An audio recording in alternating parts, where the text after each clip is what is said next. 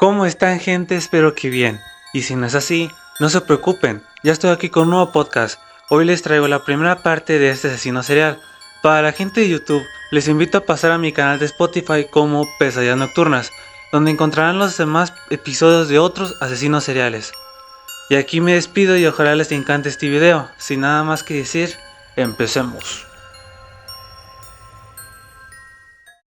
Acaba de declarar que este episodio contiene asesinatos, crímenes, agresiones y otras cosas que para algunas personas lo consideran escenas fuertes y violentas.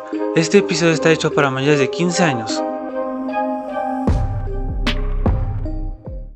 Los chicos metieron la cabeza de Joel en un retrete.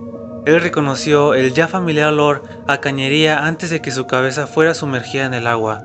Balbuceaba mientras se ahogaba con el agua sucia e intentaba recuperar el aliento. Después lo levantaron del retrete y lo aventaron al suelo. Por un momento sintió alivio, pero después sintió algo tibio salpicando su pecho.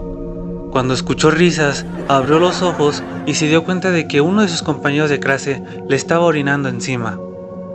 Esta cruel situación no era inusual para Joel. De hecho, ocurrían varias veces a la semana durante sus 4 años de preparatoria. Joel era un blanco fácil, nunca se defendía. Sus torturadores nunca sospecharon que debajo de la fachada de timidez, Joel estaba a punto de explotar. Joel escapaba a un mundo de fantasía que lo tranquilizaba, lo hacía sentir que tenía el control.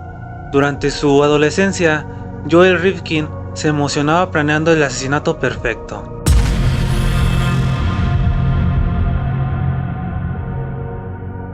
Hola a todos, soy Ramses Alexander y esto es Pesadillas Nocturnas. En cada episodio nos adentramos a la vida de cada asesino serial. Hoy hablaremos de Joel Rifkin, o más conocido como Joel el Destripador, un asesino serial que asesinó al menos a 17 mujeres. Joel Rifkin, apodado Joel el Destripador, fue un asesino serial que sufrió de acoso durante la preparatoria, lo que provocó que desarrollara una obsesión con la victimización que pronto se volvió mortal. Rifkin asesinó y desmembró brutalmente a más de 17 mujeres en Nueva York y Long Island entre 1989 y 1993.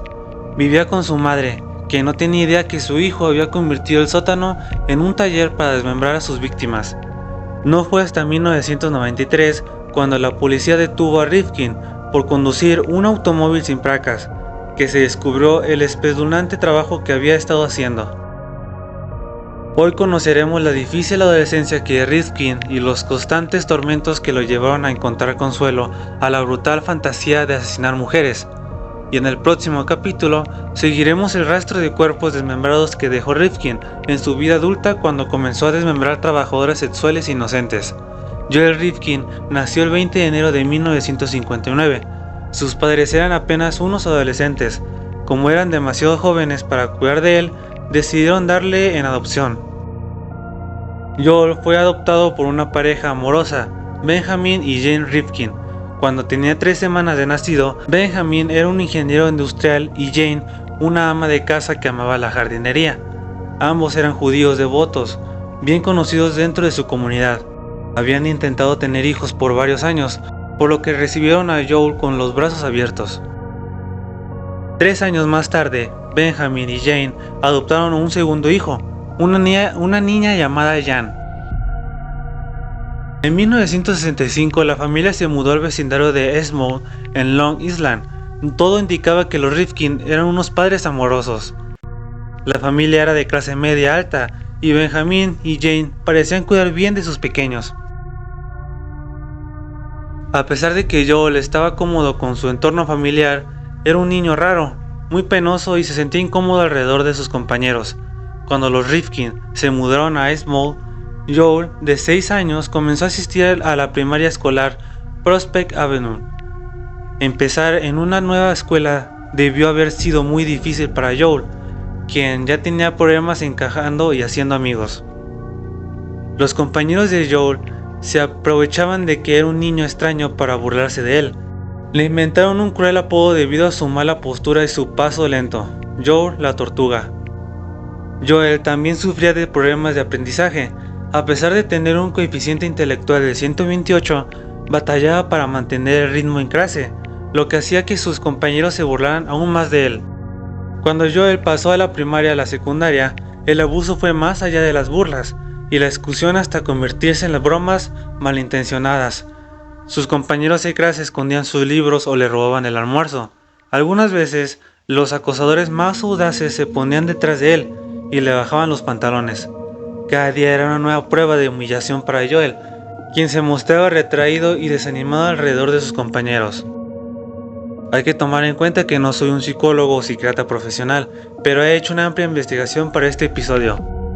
De acuerdo a un estudio hecho por el Instituto Nacional de Salud Mental, o NIM, por sus siglas en inglés, el acoso escolar entre los 6 y los 17 años puede tener un impacto significativo en los individuos que se alarga incluso hasta la vida adulta. El estudio del NIM encontró que los individuos que sufrieron de bullying durante su niñez tienen mayor riesgo de padecer ansiedad o depresión, así como trastornos límites de la personalidad y experiencias psicóticas como alucinaciones.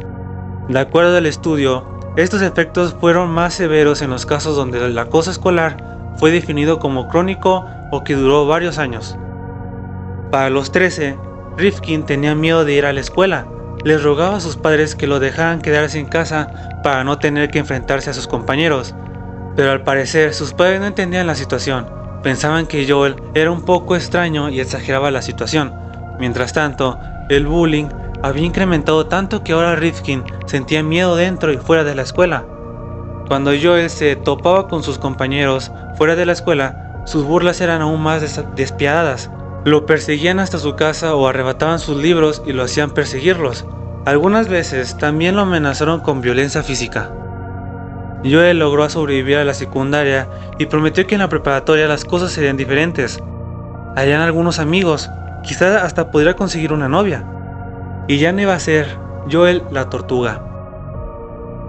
Pero lamentablemente la preparatoria resultó ser tan difícil como la secundaria.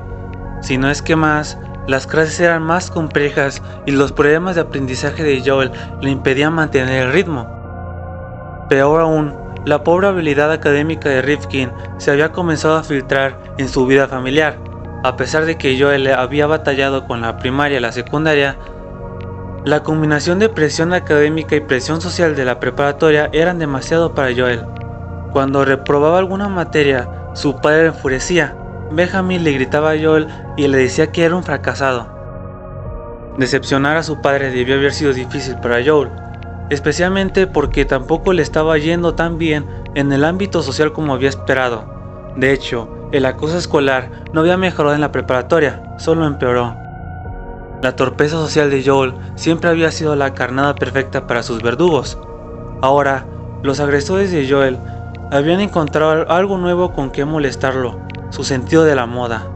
Conforme los compañeros de Joel comenzaban a desarrollar un estilo personal, Joel seguía vistiendo los mismos atuendos que había usado desde el jardín de niños: gafas gruesas, pantalones arriba de la cintura y calcetines blancos que asomaban sobre sus zapatos. Las burlas sobre la apariencia física de Joel no ayudaron a su ya frágil autoestima. Para empeorar aún más la situación, el abuso se volvió físico. Los abusadores regularmente metían la cabeza de Joel en el inodoro, además de robarse su ropa y sus libros. Joel comenzó a sentirse inseguro en la escuela, pero aún así, Joel hizo todo lo que estaba de su parte para intentar encajar. Se inscribió en el equipo de atletismo en un esfuerzo por hacer nuevos amigos, pero desafortunadamente Joel no era particularmente atlético o coordinado. Joel era tan malo en atletismo que los demás deportistas lo apodaron bola de cebo. Sin embargo, Joel estaba determinado a hacer que las cosas cambiaran. En lugar de pelear con quienes lo molestaban, Joel probó una nueva táctica: invitarlos a su casa a ver televisión y tomar cerveza cuando sus padres no estaban. A pesar de que los bullying tomaban con gusto la cerveza gratis, seguían molestando a Joel. En una ocasión, Joel hizo planes para cenar con una chica de la escuela. Sus compañeros de atletismo se enteraron y lo encerraron en el gimnasio de la escuela para aventarle huevos. No llegó a la cita. Las noticias sobre sus fallidos intentos de romance se corrieron rápidamente por la escuela, y combinadas con su ya bajo estatus social, se volvió virtualmente imposible para Joel atraer la atención de cualquier chica. Después de su fallida experiencia en atletismo, gastó gran parte de sus ahorros en una cámara y se unió al equipo encargado de hacer el anuario escolar. Alguien se robó su elegante cámara casi al instante, pero Joel no dejó que eso lo desanimara. Siguió trabajando en sus ratos libres para que el anuario escolar estuviera listo a tiempo. Por primera vez en su vida, Joel sentía que pertenecía. Estaba emocionado de ser parte de un equipo. Incluso pensó que estaba comenzando a crear relaciones significativas con algunos de sus compañeros. Por lo que Joel se sentía devastado cuando fue excluido de la fiesta que el club organizó para celebrar que habían terminado el anuario. Parecía que no importaba lo mucho que tratara, seguía siendo excluido y ridiculizado. Para Joel, quien había sufrido bullying por más de 10 años, el abuso cobró cuota en un psique. Cuando terminó la preparatoria, había dejado atrás su deseo de pertenecer. En lugar de eso, comenzó a sentir una poderosa indiferencia combinada con un enojo profundamente asentado. Este enojo comenzó a moldear la personalidad de Joel y dictó muchos de sus actos y decisiones en su vida adulta. Todos los años de tormento y tortura se llevaban a las capas de humanidad que le quedaban hasta convertirlo en un brutal y monstruoso asesino de sangre fría. Así que conoceremos más sobre el oscuro giro en la vida de Rifkin. Después de la preparatoria, en el otoño de 1977, Rifkin se inscribió a la Universidad Comunitaria de Nassau en Long Island. Para entonces, los problemas de aprendizaje de Rifkin, combinados con una vida de abuso escolar, lo habían dejado con muy poca motivación académica. Estaba frustrado, era apático, buscaba algo más que pudiera hacer con su vida, una manera de mejorar su situación. Fue por esta época que Rifkin vio por primera vez la película Frenzy de Alfred Hitchcock, un film sobre un asesino serial que manejaba por Londres, asesinando a sus víctimas con una corbata. El film fue inspirado en la vida real de un asesino serial llamado Jack the Ripper, y Rifkin estaba obsesionado con él. Vio la película una y otra vez. En ocasiones se quedaba despierto hasta la madrugada viendo el film de nuevo. Años más tarde, después de su captura, Rifkin confesó a la policía que aprendió a planear sus crímenes viendo Frenzy. Incluso afirmó que el film inspiró sus asesinatos. A Rifkin le gustaba tanto Frenzy que convenció a sus padres de que le compraran un auto para manejar por la ciudad, tal y como lo hacía el asesino del film. Rifkin comenzó a saltarse las clases para pasear en su nuevo coche. Recogía trabajadoras sexuales y se acostaba con ellas en su coche o en moteles baratos. Para el final de su primer año en la universidad, Rifkin había logrado pasar solamente una materia. Sin embargo, para el otoño de 1978, Rifkin se cambió a la Universidad Estatal de Nueva York, en el suburbio de Brockport, en Rochester. Sus padres esperaban que al comenzar en una nueva escuela, su desempeño académico mejorará, pero Rifkin siguió saltándose las clases. Prefería pasar tiempo teniendo sexo en su coche que yendo a la escuela a estudiar para los exámenes. Eventualmente abandonó la escuela en 1980 y regresó a vivir con sus padres en el condado de Nassau. Rifkin intentó inscribirse de nuevo en la Universidad Comunitaria de Nassau varias veces a lo largo de los años siguientes, pero continuaba reprobando todas sus clases, principalmente por su creciente obsesión con las mujeres dedicadas al trabajo sexual. Dejó la universidad por última vez en 1984. Ahora, como un frustrado hombre de 25 años, Rifkin intentó conseguir trabajos de todo tipo, pero no duraba en ninguno. Al igual que en la universidad, faltaba constantemente y sus empleadores decían que le faltaba motivación para realizar incluso las tareas más básicas. Es casi seguro que Rifkin se la pasaba recogiendo trabajadoras sexuales en lugar de ir a trabajar. Aún así, Rifkin soñaba con conseguir una mejor vida para él, soñaba con convertirse en un poeta o un escritor famoso, pero cuando llegaba la hora de poner sus palabras en papel, se le dificultaba escribir. Su contenido siempre era oscuro y sentía que nadie se interesaría en sus textos. Todavía seguía interesado en la fotografía, pero nunca había logrado convertir el hobby en trabajo. Rifkin había intentado mudarse de la casa de sus padres, pero siempre regresaba con ellos cuando perdía algún trabajo. Cada vez buscaba la compañía de trabajadores sexuales más frecuentemente.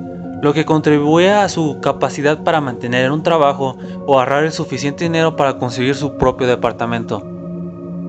En 1986, la vida de Rifkin dio otro giro negativo cuando su padre fue diagnosticado con cáncer de próstata.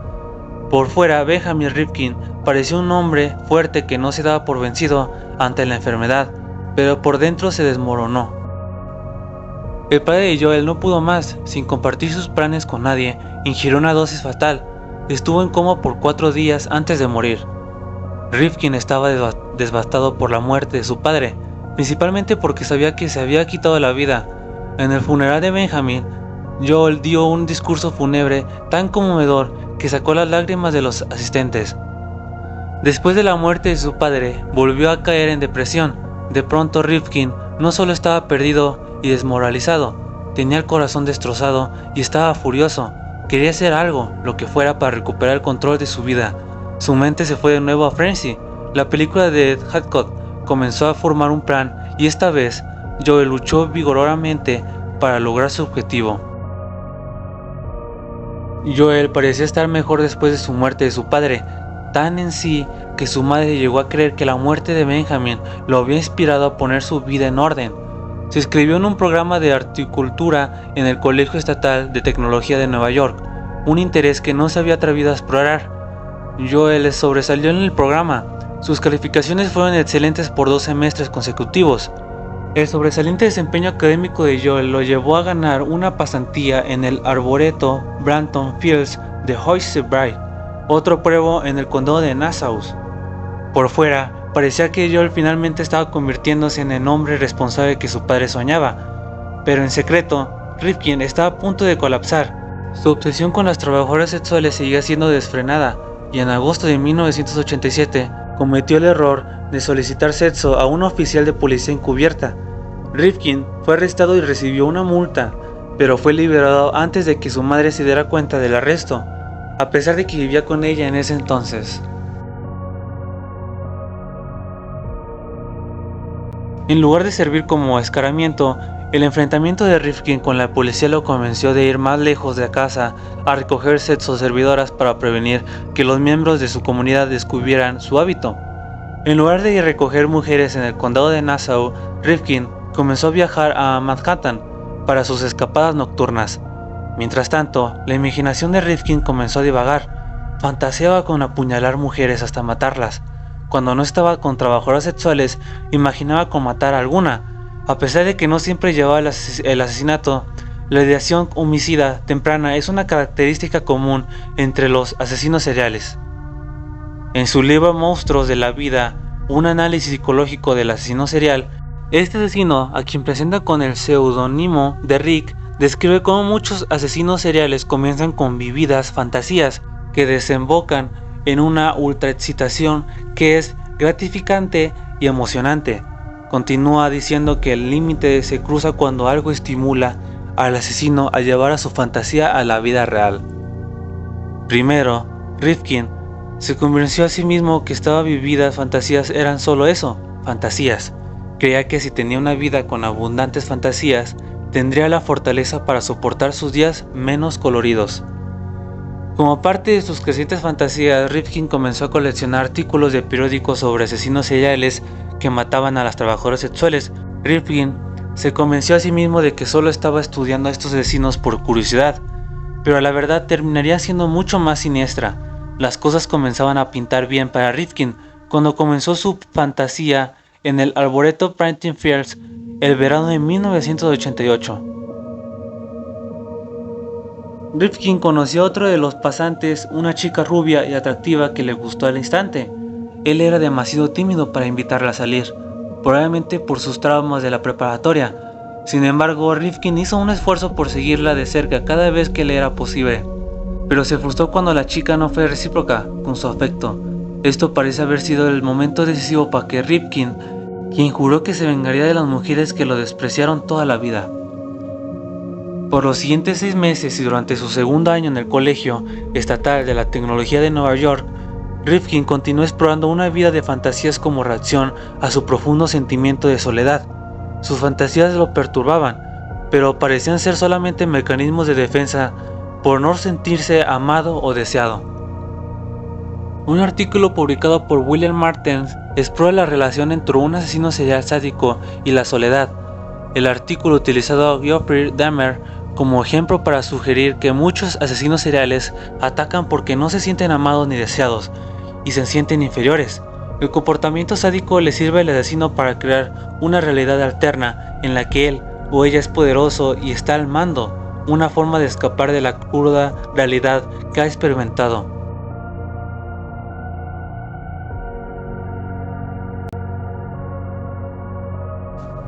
Este era sin duda el caso de Rifkin, quien empleaba sus poderosas fantasías como una táctica para lidiar con los sentimientos de soledad insuficiente de su vida real. Entre más perdía el control con las mujeres en la vida real, Rifkin buscaba ser aún más controlador en el universo ficticio que se había creado. Las fantasías de Rifkin aumentaron a lo largo de 1988 y para la primavera de 1989 se volvieron tan fuertes que Rifkin ya no pudo ignorarlas. En su mente se había obsesionado con asesinar mujeres en diferentes escenarios, ansiaba experimentar el increíble poder con el que fantaseaba en sus sueños de asesinato. Con nada en su vida que le diera este tipo de satisfacción o control, Joel Rifkin sucumbió ante sus deseos y finalmente decidió actuar. La oportunidad se presentó antes de que Rifkin lo esperara. La primera semana de marzo de 1989, la madre de Rifkin anunció que tendría que hacer un viaje de negocios. Hasta donde sabía, no había nada de qué preocuparse. Pero en el momento de que Jane salió de la ciudad, Joel se había subido a su auto y manejó al East Village de Manhattan, donde comenzó a rondar las calles buscando a trabajadoras sexuales para levantar. Eventualmente recogió a una mujer que se hacía llamar Susie, a pesar de que más tarde sería identificada como Heidi Balch, de 25 años. De acuerdo a los testimonios de Rifkin, Susie tenía problemas de adicción, por lo que tuvieron que parar varias veces a comprar drogas en el camino a su casa. Para este punto, Rifkin no estaba seguro si seguiría con el plan y mataría a Susie, o si el deseo desapareciera después de tener relaciones sexuales. Rifkin todavía no quería herir a nadie, pero sentía que el deseo de acabar con una vida humana era más fuerte que él, y la situación solo aumentó su deseo de acabar con ella. La obsesión de Susie por conseguir drogas significaba que estaba más interesada en las drogas que en él, lo que lo frustró aún más. A pesar de que eventualmente llegaban a la casa de Rifkin, donde Susie se presentó sus servicios, Rifkin describió el sexo como indiferente. No se sabe si fue porque Susie no estaba particularmente interesada en Rifkin o porque la emoción de recoger trabajadoras sexuales había desaparecido para él. Después del encuentro, Susie le preguntó si podía ir por más drogas. Ya para este punto él estaba molesto. Parte de la emoción de recoger trabajadoras sexuales era que ellas debían hacer exactamente lo que Rifkin quería, pero Susie estaba distraída, parecía más preocupada por conseguir drogas que por complacer a Joel. Él consideró la actitud de Susie poco seria y falta de respeto. Su mente viajó a los momentos en los que otras mujeres lo habían desapreciado a lo largo de su vida. Las chicas de la preparatoria riéndose de él cuando los bullying le bajaban los pantalones. Las muchachas de la universidad que siempre prefería a otros hombres. A Rifkin le hervía la sangre. Le mostraría a Susie quién tenía el control.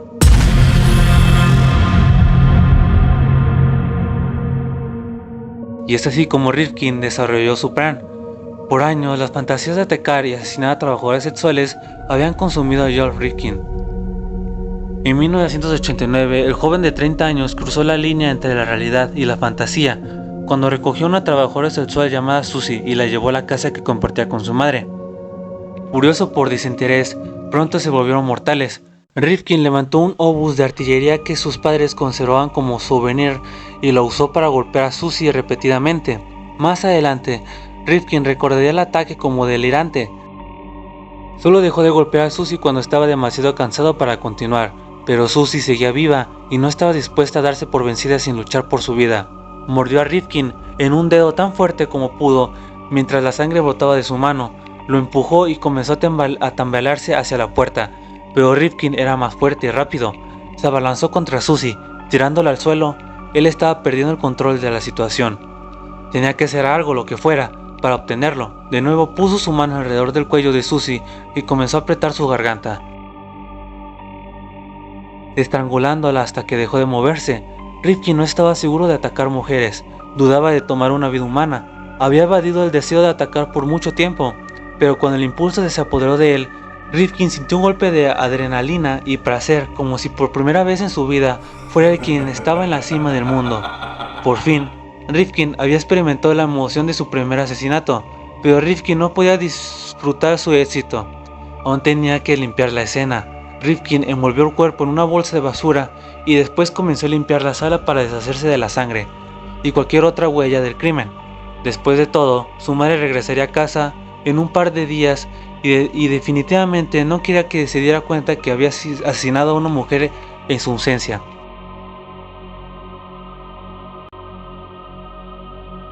Después de limpiar por varias horas, un exhausto Rifkin se acostó a descansar.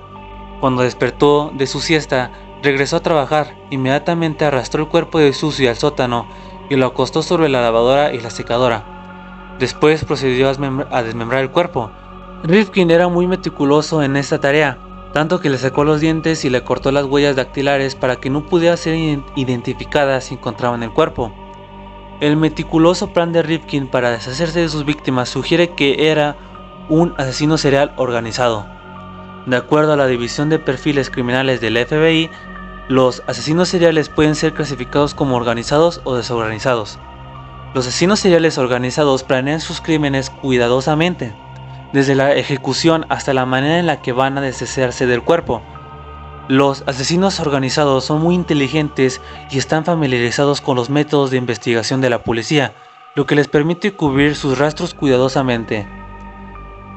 Rifkin esperó un fin de semana cuando tuvieran las casas sola para cometer el acto. Después del asesinato, tomó las precauciones necesarias para asegurarse que el cuerpo no fuera descubierto o identificado. Cuando terminó de desmembrar el cuerpo, metió la cabeza de Susie en una lata vacía de pintura y aventó las demás partes del cuerpo en bolsas de basura. Después subió todos los restos de Susie en el auto de su madre. Rifkin manejó a Nueva Jersey y se deshizo de las piernas y la cabeza de Susie en el bosque a las afueras de Hopewell. Después fue a Manhattan y aventó las demás partes del cuerpo en el río Este. Cuando Jane Rifkin regresó a casa varios días después, no sospechó nada. El domingo 5 de marzo de 1989, un golfista del club Hopewell descubrió la cabeza de Susie mientras buscaba una pelota, pero la policía no pudo identificar a Susie ni relacionarla con Rifkin. Secretamente, Rifkin se sentía poderoso, incluso engreído. No solo había cometido exitosamente un asesinato, también había logrado que no sospecharan de él. Por primera vez en su vida tenía el control. En otro de sus libros, La psicopatía del asesino serial de Stephen Ganganello, escribe sobre las propiedades adictivas de asesinar en serie. Para aquellos que generan dopamina como recompensa por matar, el acto se convierte adictivo, buscan nuevas víctimas, deseando conseguir este sentimiento de nuevo. Ganganello dice estos asesinos parecen evidenciar una profunda pérdida de sí mismos, una falta de identidad, un sentimiento de no control. Estos pueden ser todos los factores en una patología que se manifiesta como el último acto de control, la muerte de otros seres humanos. El sentimiento permaneció con Rifkin hasta que se graduó del Colegio de Tecnología del Estado de Nueva York. Por meses se preguntó si el deseo por matar había salido completamente de su cuerpo, pero después de la graduación, Joel volvió a tener problemas. A pesar de su prestigiada pasantía y excelentes calificaciones, Rifkin batalló para conseguir trabajo. Es posible que esto haya sido debido a su poca habilidad para tratar con la gente, o quizás solo era mala suerte. Cualquiera que haya sido la razón, todo este tiempo libre dejaba espacio suficiente para que el deseo de matar regresara de nuevo a su mente. Primero solo era una cosquilla detrás del cerebro de Rifkin, un deseo pasajero que podía controlar e ignorar.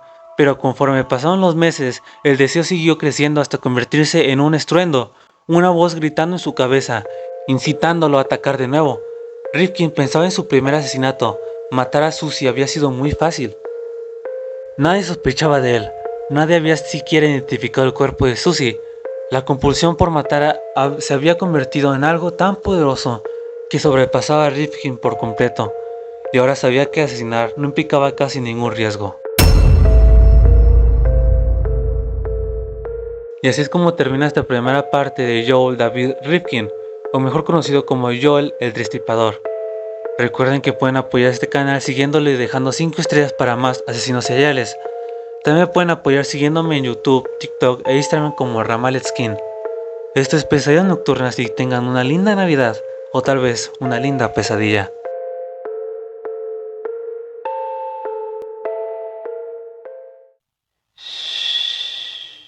It's okay, Leo. Just go to sleep.